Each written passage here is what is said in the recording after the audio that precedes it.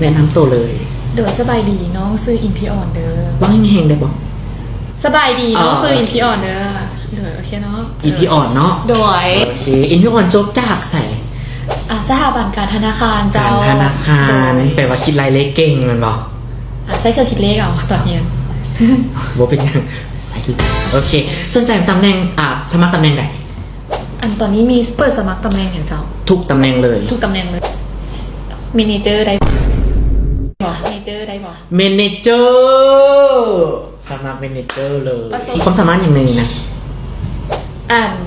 น้องการแสดงออก การแสดงออกแบบตัวอย่างได้บอก ตอนนี้เด้ตอนนี้แหละน้องวัวบัวคอมกล้ามาสัมภาษณ์เรียก อันนี้มันแสดงออก โดยการแสดงออก สามี ร้องเพลงน้อยหนึ่ง ล ได้อยู่ อง โอ้ ยากเลย น้องขึ้นโอกับบนคีย์แล้วอันเนาะถ้าหากน้องอยากเขียนห้องเพลงเนาะน้องลองเมาส์แต่งโมง3 เทือ แตงโม ให้มันมีทำนอง แตงโม ฟังเบิ่งไงเด้อเบิ่งไงเด้อ โดย แตงโมลูกโตๆหวานๆนะรับประทานอกถูกใจแตงโม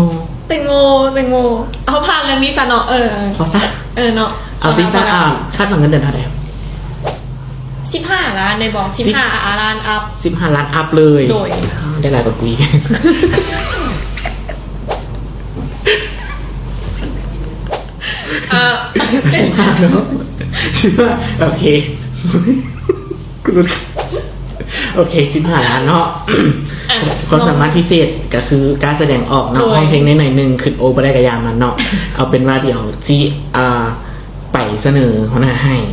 และจะติดต่อกลับไปเด้อ ใช้เวลาจากมื้อแล้วจ้ะ